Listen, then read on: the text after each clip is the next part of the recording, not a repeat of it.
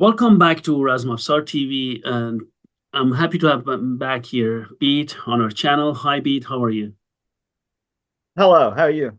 Very good, very good.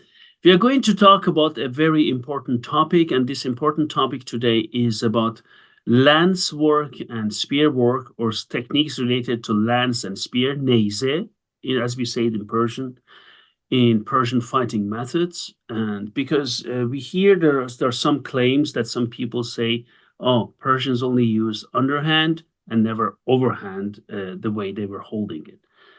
And today with Bede, we are going to prove it wrong, that the statement is wrong, that Persian warriors, Iranian warriors used both methods.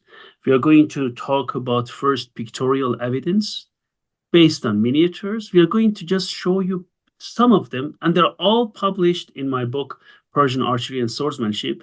The problem is maybe because they're so small, people didn't use a magnifying glass to look at them. Yeah, that years and years of looking at tiny pictures of quite small pictures to start off with. It trains your eye after a while, but it is definitely not easy if you're not used to it. And particularly, I mean, in your book, you had so many pictures that they had to be made small to get them all in. Yes. But in other cases, like older books, there were costs associated with putting full-size pictures in that discouraged that kind of thing. And there are a whole series of reasons why you would imagine that people were forced to do that. Nowadays, sometimes you see drawings done because it's been too difficult to get permission from the copyright holder. Yes. Because either you can't track them down, you don't know whether it's current or something like that. So, I mean, I need to extend my thanks to Iranian museums and Ministry of Science who were so cooperative with me and allowing me to use these pictures. I cannot be thankful enough, So you may bring up a very important point. The rest of us are thankful too, because otherwise we wouldn't get this opportunity. I mean, even when you go to a museum, you don't necessarily get permission to get close enough to see the details you can with a very good photograph. Yes. I like the National Museum of Scotland sold me a picture of a Persian painting, not for research purposes, not to resell or anything like that. And I mean, the cooperation that some museums and institutes of higher learning give to you when you are straightforward and tell them why you want the thing and what you're going to do with it. I mean, I think it's wonderful. And your experience with the museums in Iran is a perfect example of just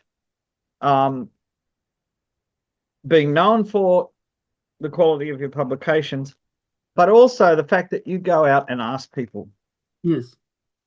And people who curate things in museums they like the thing they curate. They want people to know about it. Yes, they do. The reason there are restrictions are to stop people stealing copyright and things like that. I mean, there are firms that you can rent a version of a photograph of an object because they own a copyright to that version. That may not be something they took themselves or anything like that, yet they're making money out of it. Whereas the person who took the original photograph, they're out in the cold because they don't even know it's happening. So, when you get museums that are cooperative and helpful, they're really nice. Yes, that's true. So let's go ahead, and then we are going to start from the early period of Iran. And let us just go and see. First of all, as I mentioned it in lexicon, on my book Lexicon, and also in Persian Archery and Swordsmanship, spear and lances played an important part and role in the Achaemenid period. Arshti, as they called it in Old Persian, in today's Persian we call it Neyze, Neyze and Arshti Bara, someone who carries Arshti in Old Persian. These are these gentlemen who are carrying it. As we can see, okay, they're not in a fighting position, but they're holding their hands like that, like this. So if he goes to a fighting position, bring his left hand up, then he's going to be in an underhand position. So this is okay, but he's in a saluting position or whatever you want to call it. Yeah, well, parade rest, to use a modern military term, because obviously by standing holding it with two hands, that puts both his hands in view. So that's practical from that point of view. He's just carrying a bow and a quiver as well. So he's not about to fight. It's purely how the guards stand in the palace. When you look at the fingers of them, for example, especially here, look how delicate the fingers are. Oh yeah, the carving is even the back of the hand on the lower hand. See how it's kind of got body? Yeah, it does. They did get excellent carvers into this. They had a whole empire to recruit artists from. So yes, this Persian work is magnificent. And if you come here and take a look at the Achaemenid work here, they also had a combination of shield bearers and spear, as you can see it here again. Yeah. Arshti and Arshti Bara. Spear would be held with one hand because it's convenient. We don't know what the grips were like in these shields because they never show you the backs of them, and of course, now if shields with those little cutouts on the side are quite common in the ancient world. Yeah. Even going back to the Bronze Age, there were Egyptian shields like that. There were Mycenaean Greek shields like that. So this is a very common type. It always strikes me that if you had shields like this and they interlock their shields, you would have a little port to put your spear through. But I don't know whether that's true. And in fact, maybe it's not, because they say now that they think that most Greek phalangites use their spear overhand over the top of the shield, because if you use it underhand in infantry, you're going to jab the guy who's behind you when you pull it back to strike again. They also, I don't know whether you can see it in this, I can't. Oh yeah, they've got like a ball on the apple bearers. Yes. Yeah. Yes. In English, they call them apple bearers. Yes. Yeah. And this was a sign of the membership of a special. See, here you can see it better. Look at this. Yeah, yeah. So a lot of spears had points on the rear end, so you could stick them in the ground.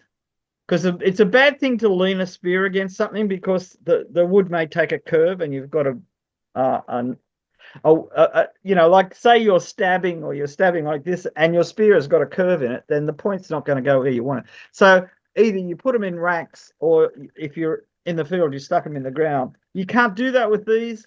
But on the other hand, that may be a counterweight, in the sense that so you can reach further forward without being unbalanced. Yeah. And in Persian sources, they say for the ceremonies, some of them were made of pure silver, and for ceremonies, okay, iron as well, but some of them pure silver, and some of them were golden as well. Yeah, well, there you're going to heavy metals. Yes. If they also made them out of bronze, I don't know if they've ever found any. Yeah, we have examples of them. We have bronze examples of them. Out of, even bronze is very heavy. Yeah. So it's like a club, like a miniature mace on the end of your spear. If you were engaged in crowd control, you can push people away with that without killing them outright. So that's an advantage too. Very nice. But it's an interesting thing. It's not a very common thing on the end of a spear to have a ball. Somewhere laying around here, I've got that spear butt, which has a ball and a spike, Yes. which is much more common. But ball also means your hand doesn't slip off the end, like a pommel on a sword. Yeah. So if you push forward and you're pulling it out, you obviously want to get it back, and that stops your hand sliding off the end. So it's got a lot of uses, even if we don't know which one was the most important one at the time. Yeah. So we go then to the, we have also from Parthian times lance fighting. Sadly, Yeah. because I didn't have time to go through all my files, but let's jump to Sasanian period. Yeah. Here, see another lance fighting in underhand position, two-handed. You can see that. And what's important here is the lance is being held along the horse's neck. Yeah. The rear hand, they show it out, so he may be going to use a pool cue kind of slide strike, but sometimes you see it where that backhand is resting on the hip, so he's got his full weight. It's like the idea of a lance rest and a lance under the arm. If the lance is on your hip, it's not going to move anywhere. The Sasanians had saddles. They didn't have stirrups for most of the empire, but they definitely had saddles. And saddles allow you to get a much firmer purchase when you're striking with a lance held still.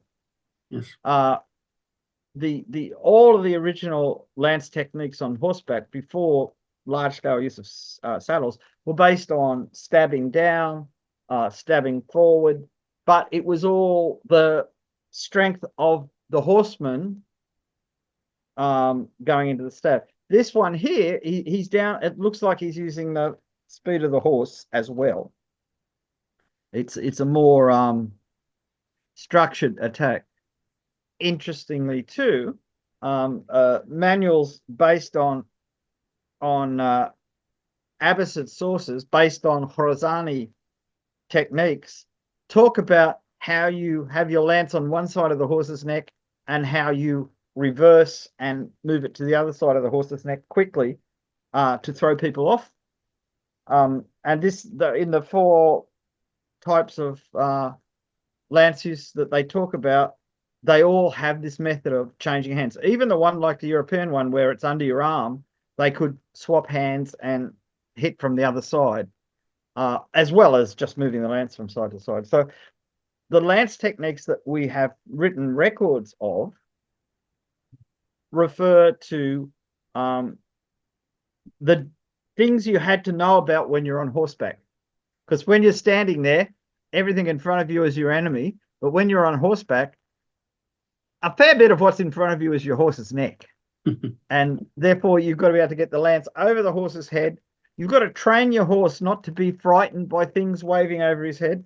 Anyone who's ridden horses or been around horses know that you wave things around horses, they think you're going to hit them, so they panic a bit. So they've got to be trained to know you're not going to hit them. I mean, the other guy might be going to hit him, but, you know, he's over there. But see, this is really interesting. See how he's drawn his legs back a bit as well? So his lower leg is drawn back to get a good grip on his horse, so that when he hits the other guy, which he clearly has, the other guy's lance is broken, I might say. Yes, it is. Actually, all the scriptures say that his lance is broken. Yeah. So this is meant to be, you know, capturing the incident of what happens in a real battle. It's not just the king rides through and everybody falls dead because he's so magical and strong. He's actually fighting and winning in a sense that the people looking at this at the time would have recognized. Yes. So let's move to the next one. The next one also, we have the same, not the same, but similar, combat scene. As we can see on the left, the rider is attacking, and then on the right, you see that they're being hit. Yeah, this is interesting. Several things you can see in this that weren't as clear in the other one. If you notice on the lower register, the rider on the left, you can see thigh pads curving over his legs from the saddle. Yeah. which gives him the ability to lean forward without sliding down the horse's neck. A very important thing. He's wearing, well, they're both wearing quivers. Yeah. This is a Sasanian, typical Sasanian quiver. Yeah. The person they're fighting, you can see their swords straight cross guard, hanging straight down. Yeah. Uh, Scabbard slide system. yeah. This was the preferred method for centuries. Again, looking at it, you can see from the horseman's point of view, you notice how the horse's necks are arched, and in one case on the enemy side, his horse's head is right down. These horses are wearing a form of curb bit, similar to the ones in use in the Roman Empire. There's one that was excavated in Fars province from a Sasanian site. And so we know exactly what the bits look like, and they're identical. There's very good ones preserved in from Roman times as well. Yes. And even as late as Visigothic times in Spain, the same type of bit was being used, decorated and maybe looking a little bit different. But these aren't like modern curb bits where you've got straight out levers that turn the bit in the horse's mouth. The levers are actually rotatable, and I know Anne Hyland tested out a replica bit on this and said that after a while, you could train the horse to it. It was a bit unusual in the way that it worked. So again, there's a lot of technical detail in these bas reliefs, and that gives you confidence that things showing like where the lance is being held and that is probably pretty accurate for the time. It's interesting that the man charging from the left to the right in both registers, there's no evidence that he's holding the reins, whereas the man charging from the right is clearly holding his reins and holding his lance in one hand. Just let me show it, Bede. Yeah. Yep. Yeah. So yeah, these are pretty good representations. What date are these? Are these 3rd or 4th century? Yeah, this is the mid, not the end, but the mid Sasanian century. Yeah. 4th to 5th. Yeah. Maybe early 6th. So it's well thought out. I mean, there are distortions. If the horse size to the man size was real, they'd be dragging their toes along the ground. That's exaggerated. For some reason, the horse's legs get shorter in these. But at the same time, you have to give it to them. The horses are jumping into the air. Look. Oh, yeah. Like in a stretched position. This is the so-called flying gallop, which horses cannot do this. Yes, they can't. Even a horse jumping a fence in the Olympics curls its front legs up when it jumps. Yes. They never put their front legs out. Some types of gazelle and some kinds of dogs do this. Maybe cheetahs. I'd have to have a close look, but not horses. But from before this period until the 17th or 18th century, in Europe and Asia, people painted or drew or sculpted horses in this pose, which no horse has ever been able to do. It's just one of those things. It just became popular as a way of showing speed. Yes, absolutely. It shows speed. It is a type of dynamic posture. Yes. Yeah. Well, they call it the flying gallop yes. for obvious reasons, because they're not touching the ground. Yes. It's like a leap, but with the forelegs stretched out forwards. Yes. It's just everywhere. It's so popular. Very nice. Let us move to the next one. And now it starts. Okay, before we go ahead, all of these things you see, we have seen so far, be it one-handed, like this guy, or two-handed, or also here, they were in underhand position. Yeah. But now, please take a look at that. Okay, before we go ahead and we're going to be taken apart, we are aware, guys, the right arm is missing. We know that. We can see that. Before, where do you see that? Okay, but let's come on. right arm is facing like this. It should be an overhand position, because otherwise, if you Yeah. wanted to look, I'm a very flexible because I do lots of martial arts. I can do like splits, but if I do this, even for my flexible wrist, come on, what kind of position is that? Pete, could you just make some comments on that? Yeah, well, the other alternative is he's just balancing his lance on his shoulder, which I don't think anyone believes. Now, Yes. they did talk about shields in this period being strapped to the arm sometimes, but he's clearly got his shield up and he's resting it on his shoulder, I'd say, but he's Yes. ready for a forward thrust. Now, it's really important to note a few things about him. One is he's fully armored. Yes. You Yes. can't see his leg armor because he's wearing big baggy over trousers, but you Yes. can see his mail shirt, the mail aventail covering his face, his helmet. His horse is wearing a lamellar patral and the neck armor and the chest armor. There's Yes. nothing on the back. They probably thought this was heavy enough, but later on it was on the back as well. He's actually kind of got his lance down between his horse's ears, Yes. which I think is mentioned in one of the old texts as a position, like you're like that, you're like that, you're like that. Well, obviously you can be like that, you can be like that, or you can be Yes. like that. So, but it's a really interesting and difficult to follow sculpture. It took me years to notice there's a bow case sticking out behind his waist. And as far as I know, that's the only Sasanian bow case in any monument. And also he's wearing a closed quiver, not a Sasanian style quiver.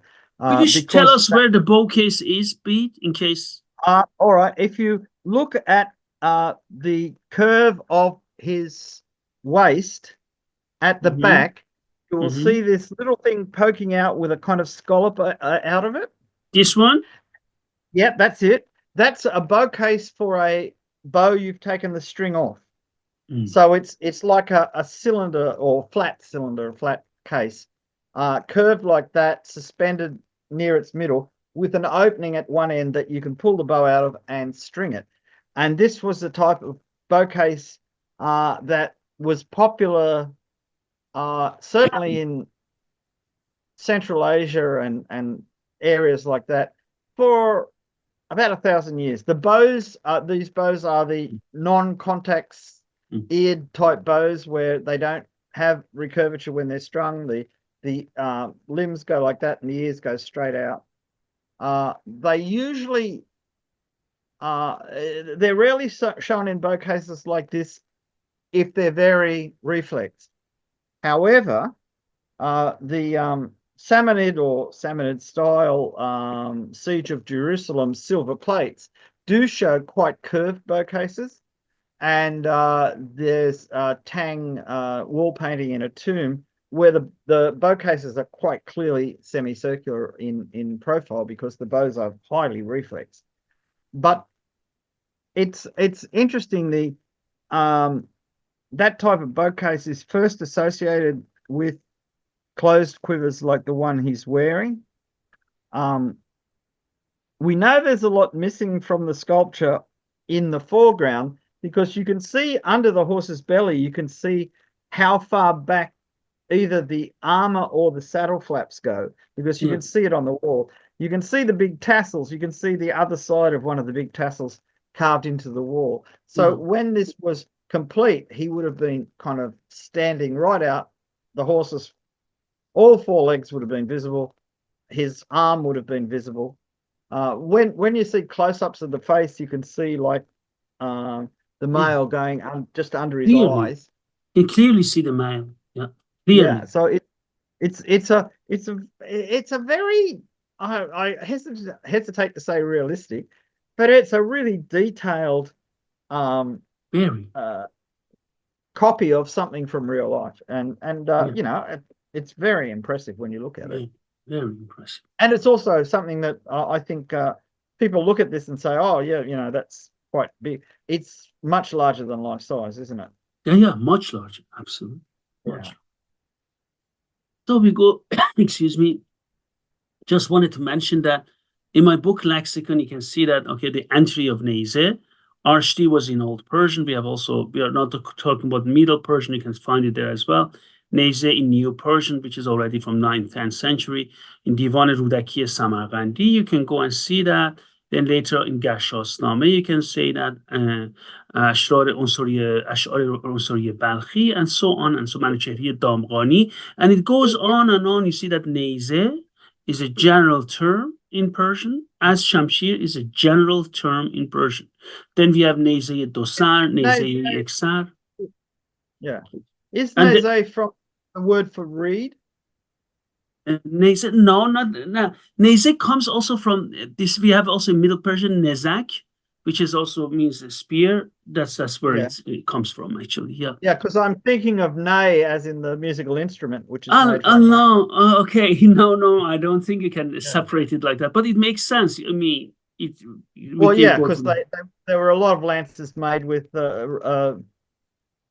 arundro, one of the bamboo-like reeds that grew in Western Iran and Iraq and that, which you could dry out and make quite good lance shafts out of. If you want to separate the Neo-Persian word, ney, as you can say, reed or cane, ney, and zeh is bowstring, right? If you want to separate them, but you cannot make such a separation linguistically, right? No, this is one word. It's just that to me it suggests a connection with reeds, and I'm wondering if to Persians would they have thought that way too, even if it's not connected, because you only have to look at ancient Greek literature to see these wonderful pseudo etymologies of words where they kind of try and connect the idea they're getting from the current word to something in the past when it has no linguistic connection. But I just thought I'd ask because it does look a bit like it. So the thing is, I noticed there's a couple of photographs around from the 1890s to 1910 from like around Jordan and places like that of Arab horsemen with lances in the late 19th century. And the lances were phenomenally long, like 5 meters, 4 or 5 meters long.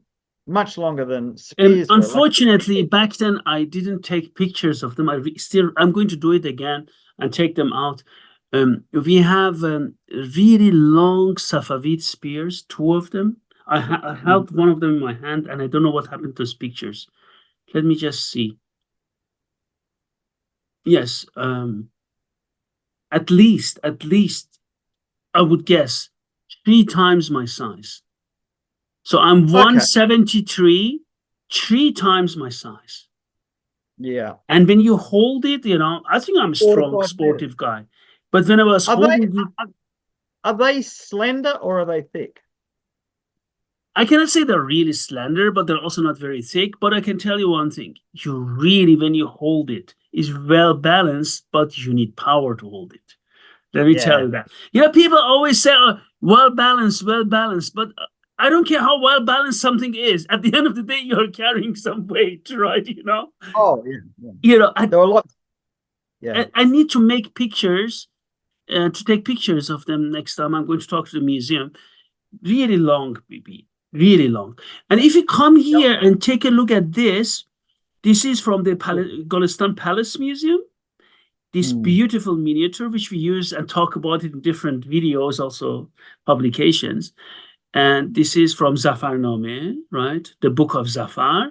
And this shows, the period of, and then you can see, please take a look at that. Beautiful. Look at this. And the lances are long. Long. Really long. Please take a look at these guys. These are this underhand position. As we can see that they are used to thrust. As we can see, there is an unfortunate gentleman who, well. Yes. Well, what should I say? He found the wrong end of the spear to meet. Yes. But the other end of the spear is pretty dangerous as well. So the thing that's interesting about this, you notice how high up they're holding them? Yes. Which is very different from the Sasanian method of holding them. Yes. But this could be, well, they're both in the same point. They're both actually stabbing somebody. Yes. So the reason that they're high up may be because they're using stirrups and they're standing in their stirrups, that they've got a bigger range. Because, you know, see, he's come on the man in blue. He's come on the right hand side of his horse's neck. Yeah. Whereas the man in red is attacking from the left hand side of his horse's neck. So they're all already showing the two major methods of Yes. striking with the lance. Yes. And of And course, this guy turns, Bede. Look at him. yeah, you're never safe. And because you can move the lance when you're using two hands with force, because one hand is holding it straight and the other hand is applying force, someone coming along behind you is in as much danger as someone in front of you. It's just that the guy in front of you, you can use the speed of the horse as well. Whereas when you spear someone as you're moving away from them, you've got to reach out to hit them. And you can see they actually show his twisted a bit at the waist and that to get the force out there. Yeah, that's actually quite good because you don't see that many backhanded lance blows. No. And he's No. completely in control. Yeah. Whereas the two top guys are bearded and you know, mature military people. The one at the bottom he's unbearded, so he's probably a young Ghulam, something like that. Yes. And because these, you know, there are a lot of young people in battle at this time. Yes. And you because, see them, three techniques, Bede. 1, yeah, 2, 3. Yep.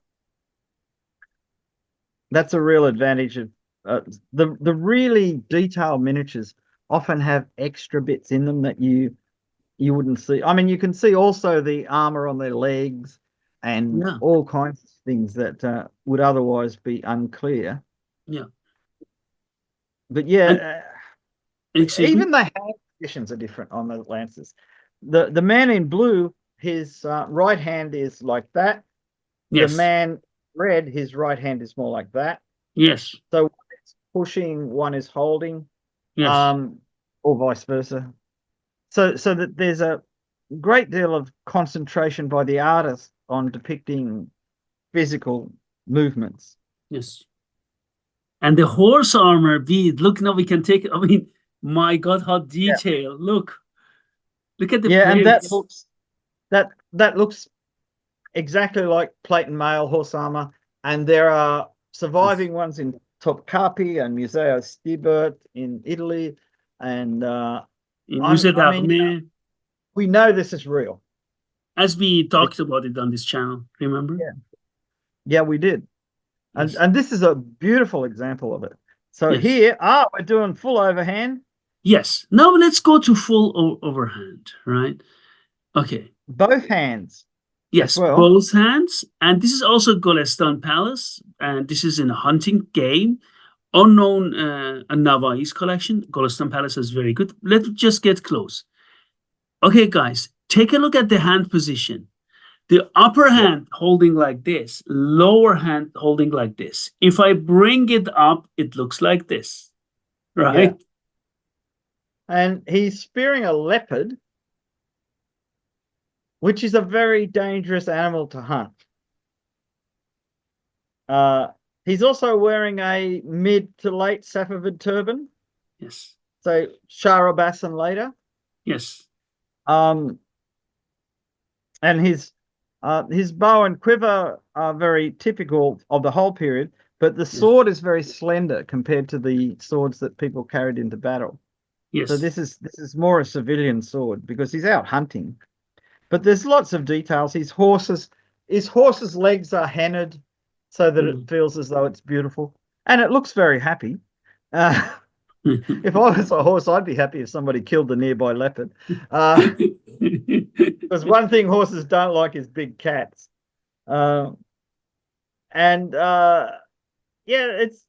actually, and weirdly enough, that horse position, which is a rare, is a thing horses can really do and do under stress.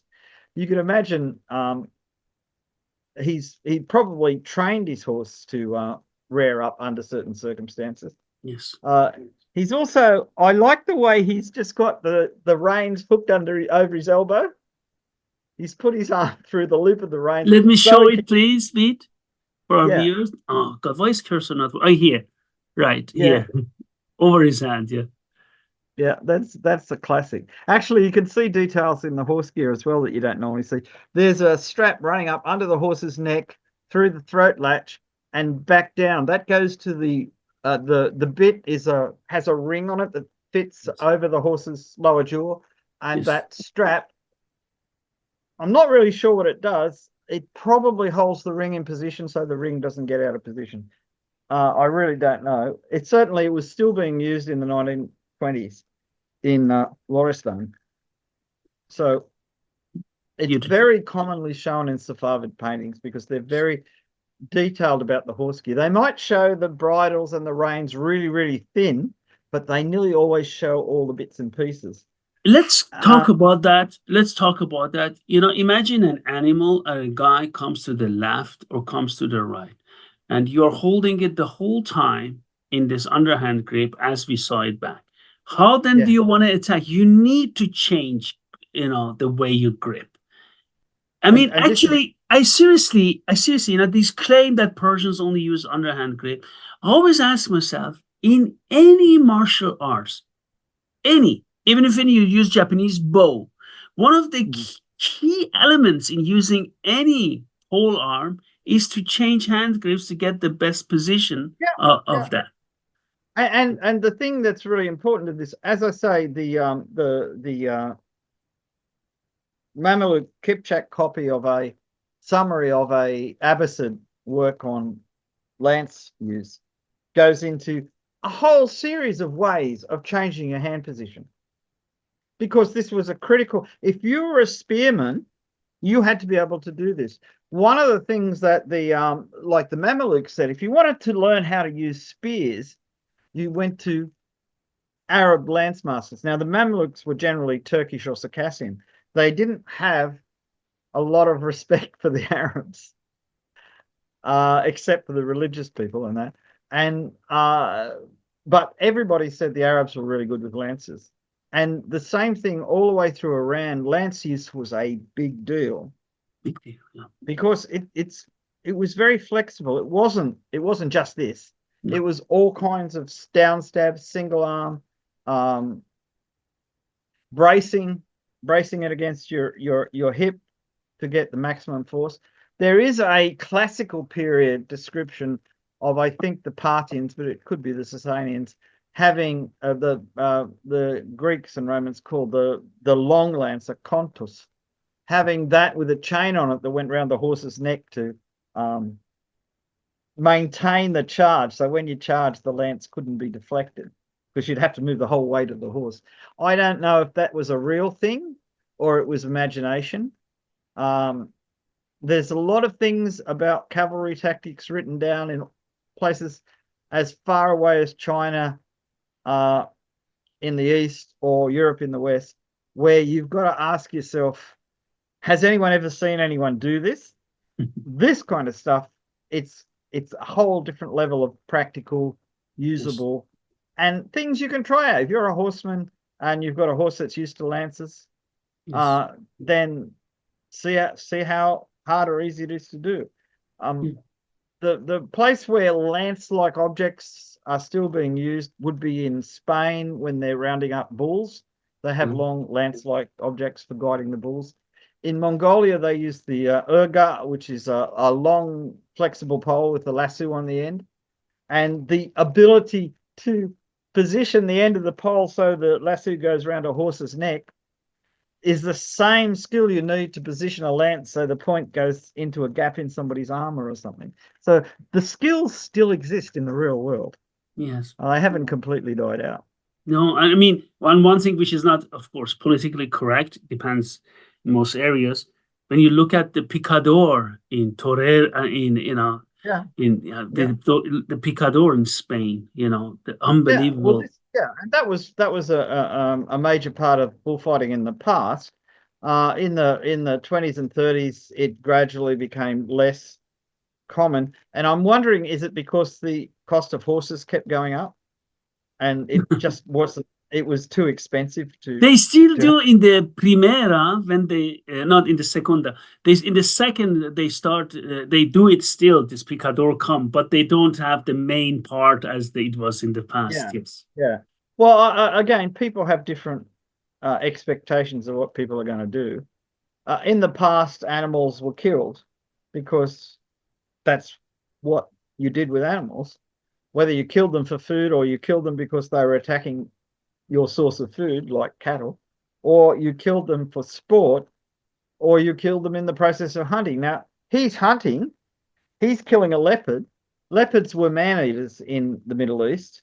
They attacked people, they attacked sheep and goats, they attacked anything they felt like because they were big and they were strong and they were very, very quiet. And so, therefore, I mean, obviously, a predator doesn't like to attack something big enough to kill it if it fell on it, because that would be a bad investment of your time. But still, leopards, there were plenty of things that they could eat. I mean, there are still leopards in Tabaristan and places like that, I think. Yes. Yes. And I mean, places where there are a lot of wild boar, there's often a lot. A fair number of leopards. Yeah. So you know, it's a real thing. So he might have been going out to kill the local sheep killer or something like that. Yes. Or he might be just showing how brave he is. Yes. Now we go to Reza Abbasi Museum, and both Golestan Palace Museum. I had the honor to analyze them, arms and armor miniatures. Reza Abbasi as well, beautiful museum, Tehran. Reza Abbasi, same to Golestan Palace Museum, and I love this miniature. This is from Shah Alam Ara'i Shah Ismail Alam Ara, and attributed to the famed Moin Mosawwar. Dated 1693. Look at this, guys. Okay, we are not going to talk about this source. We can, if you want, we can talk about it later on. But let's look at this. Look the way he's using the trust. Exactly. An overhand thrust. It looks so much like someone playing billiards. Exactly. Guys, now look. This I just wanted to say, guys. You know, here you say that before we go, we start with pictorial evidence before we go to textual evidence. Guys, come on. He's not using this. He's, you know, look at the positions of the hand and what is it. Go ahead, please, Pete. Sorry, I didn't want to interrupt you. Go ahead. No, I was just going to say, it's showing that you had to be able to go from one position to the other. Yeah. It's not just that you always use it this way or you always use it that way. Yeah. You had to be able to change because it was like fencing. They didn't use the spear statically. They didn't just shove it under their arm and charge into people. They fenced with it. They blocked with it. They swapped sides. They attacked from different sides. They shortened it when they were really close to somebody so that there was only that much in front of the hand. And then they could slide it back out to full length when they were trying to get somebody that was further away on the other side. So it was a very dynamic process. Yes. Yeah. But that's a particularly good one.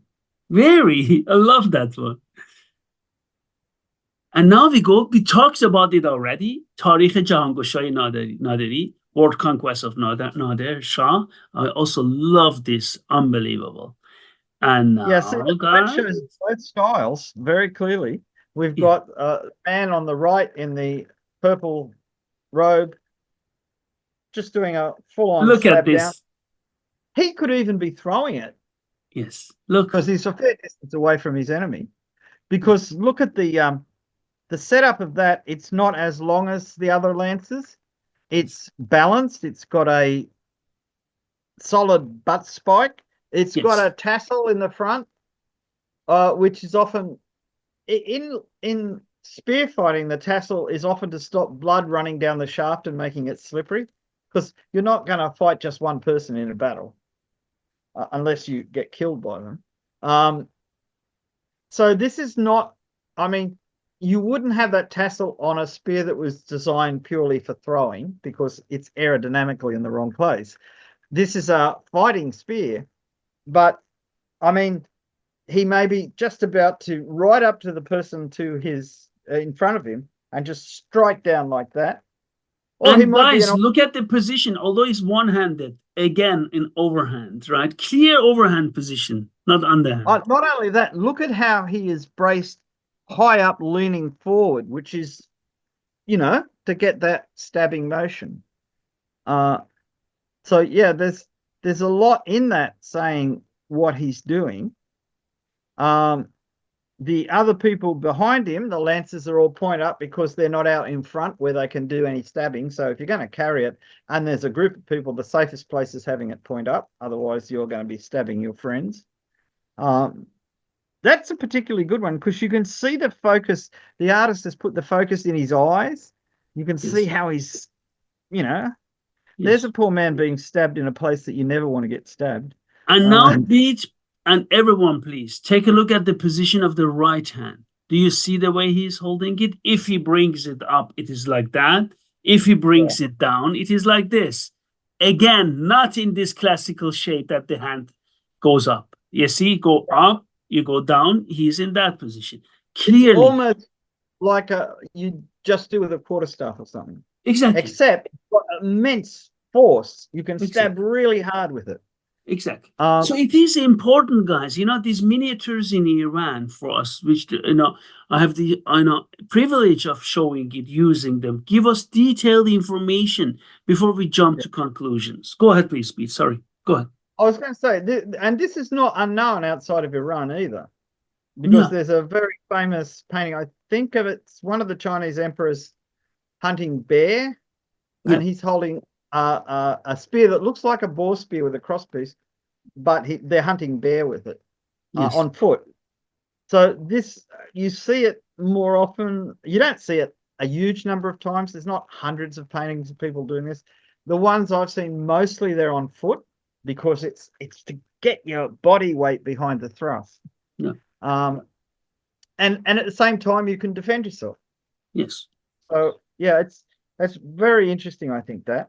Oh. And it's really clear. They really mean that. But these whole group of paintings often have technical details. Yes. That of weapons or use of weapons that clearly who it was painted for was interested in that, and the painters were making sure they gave them stuff that they liked. Yes. And it doesn't seem to be fantasy. It seems to be an attempt to report how people did things. Sorry, Bede, I had the technical problems, and I'm going to share. Yeah, I know it disappeared. I thought I'd just keep talking about what we were talking about. No. Sorry, I just don't know why the technical problem happened. Can you see it again? Can you see it now? I can only now. Yeah, it's back to normal now. Okay, perfect. Okay, so excuse me. Yeah, this was this one. And if we go ahead, again, from Tarikh Jahangoshay Naderi, same manuscript, you see, this is similar like to that Timurid or like to the Sasanian, right? Yeah. Position. Again, you can see they've got their right hand back, like they're ready to slide the lance forward, or they're bracing it because they're just about to hit somebody. In the case of the person in the foreground, he stabbed someone in the back who's riding away. Yeah. And he might be getting ready to push forward to finish the guy off. It's a painting. It's meant to be dynamic. They're trying to show movement and focus. Yes. But just one thing I would like guys again to say before going to make this claim, maybe it was period specific. Let us just go back and then look what we did. From the same manual, this technique, same period, Naderi. Second technique, third technique, from the same period. Yeah. So overhand, normal underhand, and reverse grip underhand.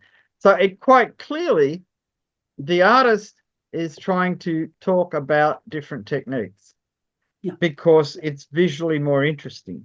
What proportion of people use them? My guess is everybody knew how to use all of them because it was probably part of the standard training. And I'm sure when you get to translate a book on lance technique, which I'm sure one day is going to Oh, we are going to happen. have it. I already did. So we are going to discuss about that after that. Yeah.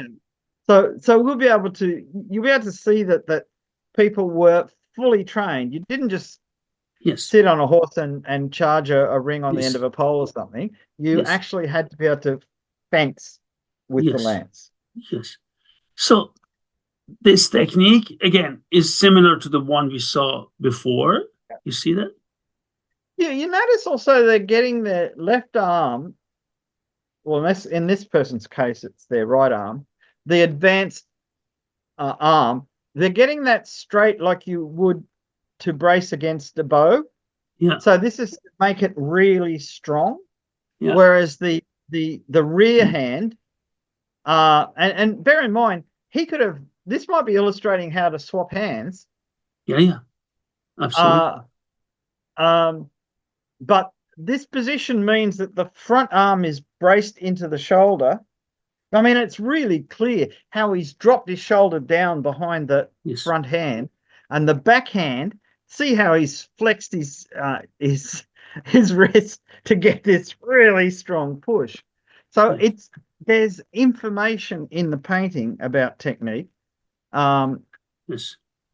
And in his case, he's hit somebody in the shoulder, and that's that's not, you're not going to get better from that. Oh, that's bad.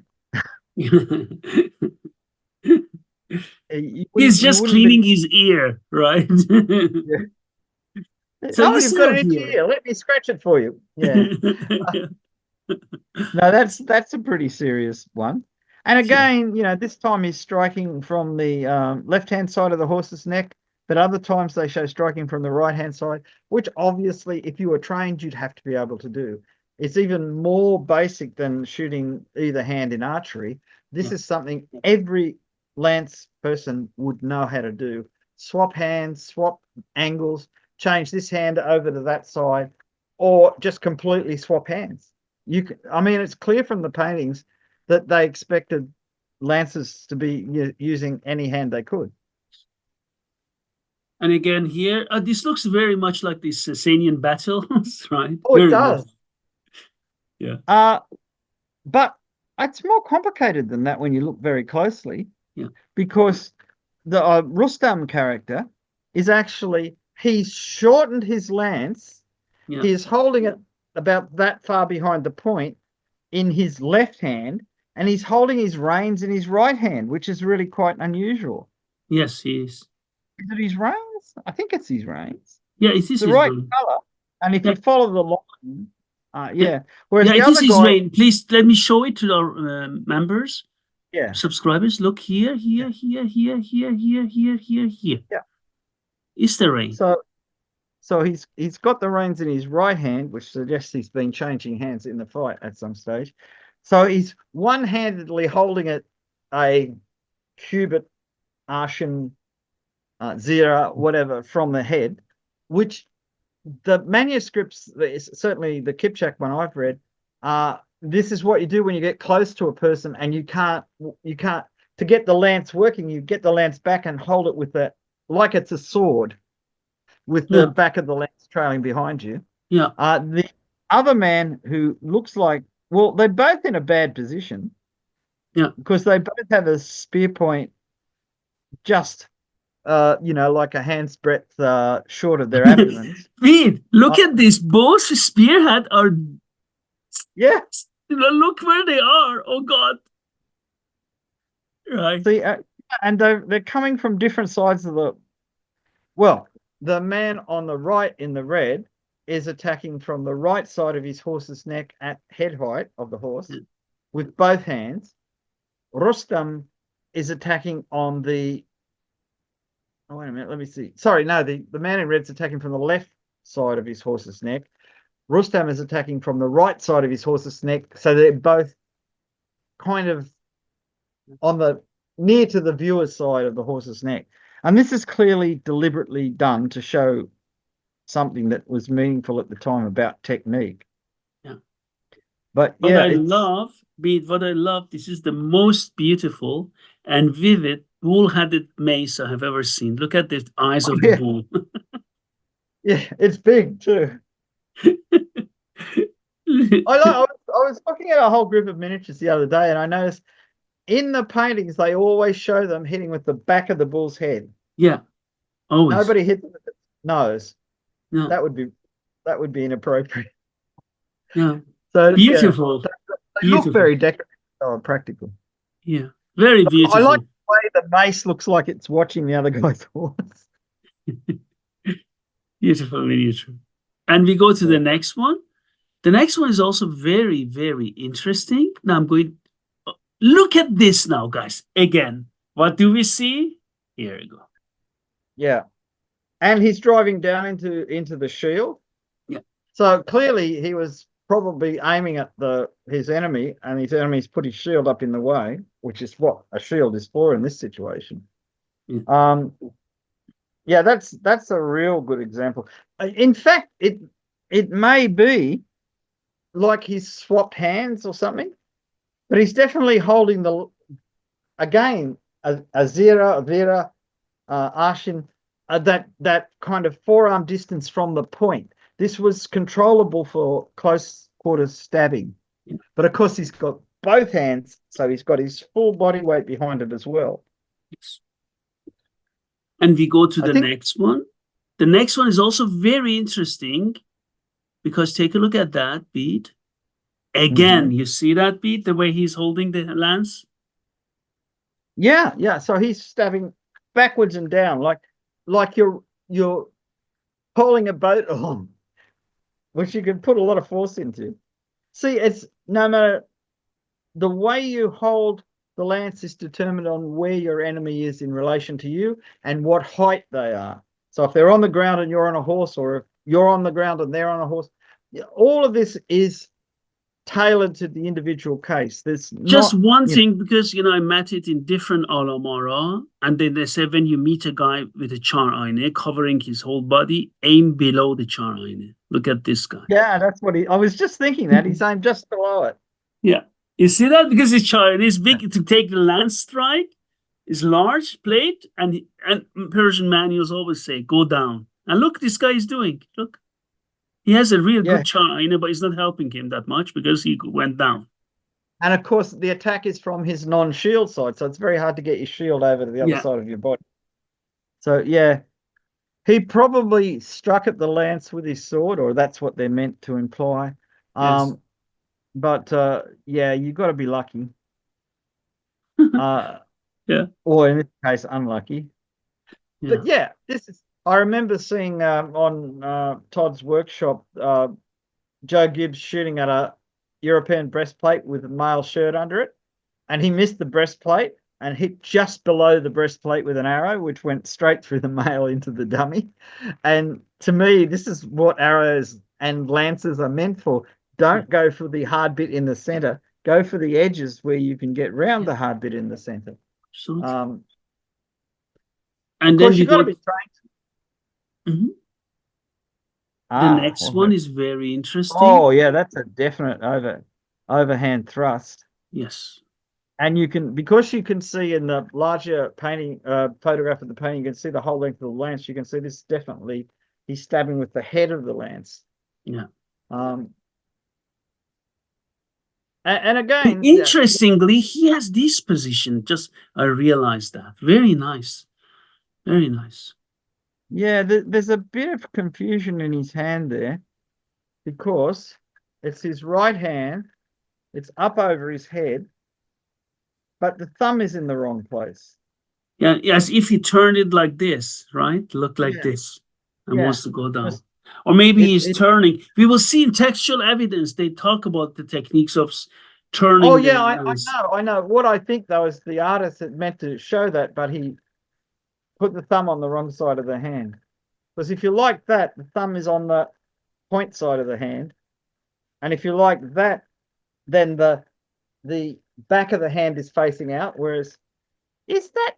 Because to me, it looks like his fingers are curling over. Oh, yeah, right. It can't be. Because if I hold like this, the thumb should be here, not there. Yeah. Absolutely. It doesn't make sense. But the thumb, no, you're right. This can't be. Yeah. Because when the thumb is here, it should be in the right position. Absolutely, you have a good point. People make fun of AI doing drawings, but real people make mistakes too. No, you're right. Because if I turn, which is not practical, I was thinking about it. You can't hold Yeah. like that as a fighter, impossible. But then it should be like this. But then the thumb should be here, not Yeah, like here. The thumb should be yeah, here, but then his yeah. fingers are here. Either his thumb is in the wrong place or his fingers are growing backwards.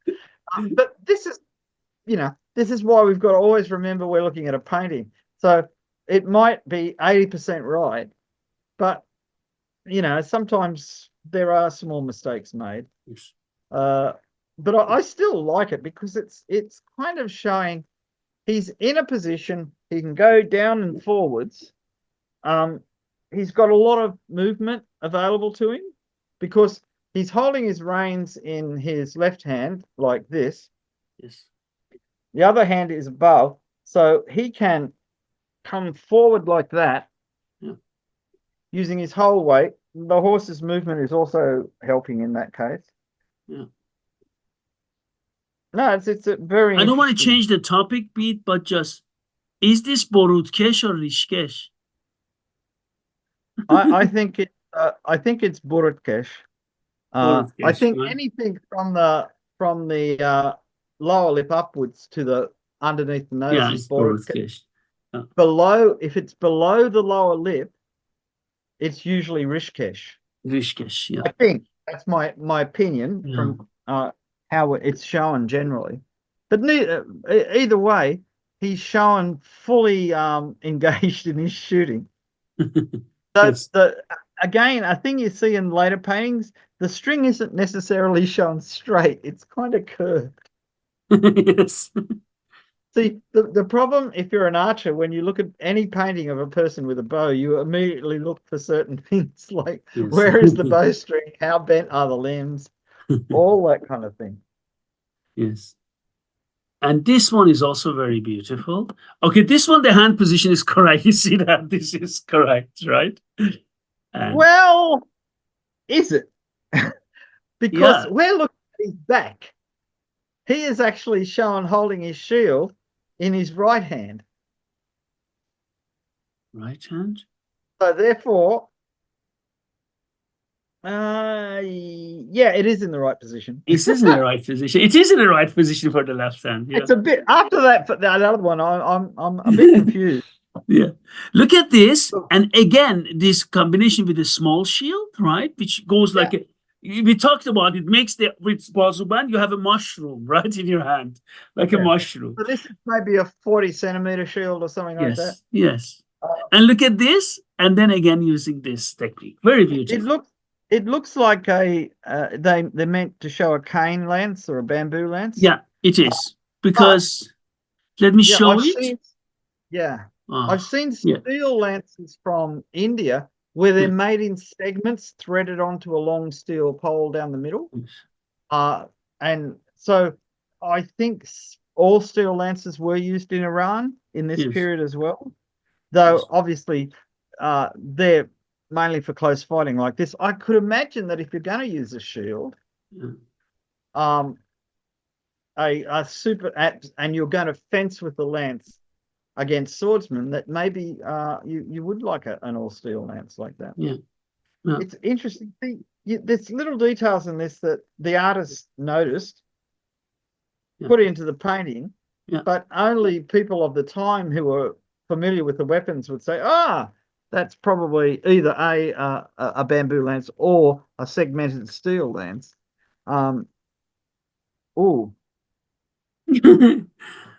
Yeah, that's going to do it. And again, it's hard to say whether he's holding his shield in his right hand and his lance in his left hand and just pounding down. Like the guy who was hunting a panther. Yeah, exactly. Exactly the same strike. The poor guy on the ground is very unhappy. But yeah, it's interesting to see because clearly this was one of the accepted strikes. Well, obviously, when somebody's on the ground, you're not going to try and stab them like that. It's much better to go over.